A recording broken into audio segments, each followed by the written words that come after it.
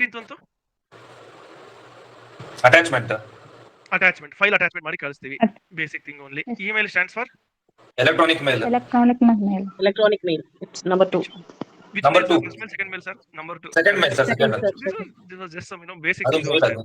ಅಂದ್ರೆ ಯಾರನ್ನ ಆತರ ಪಟ್ಟು ಸುಮ್ಮನೆ ಎಲೆಕ್ಟ್ರಾನಿಕ್ ಮೇಲ್ ಅಥವಾ ಟಕ್ಕನ್ ತಿರ್ಗಿಸ್ಬಿಡ್ತಾರೆ ಅಂತ ಹೇಳಿ ಕೊಟ್ಟಿದ್ದಾರೆ ಅಷ್ಟೇ. But basically second one only. This one ಇದು ನಾನು ಪಾಠ ಮಾಡ್ಬೇಕಾದ್ರೆ ಹೇಳಿದ್ದೀನಿ. ವಿಂಡೋಸ್ ಪಾಠ ಮಾಡ್ಬೇಕಾದ್ರೆ ಹೇಳಿದ್ದೀನಿ.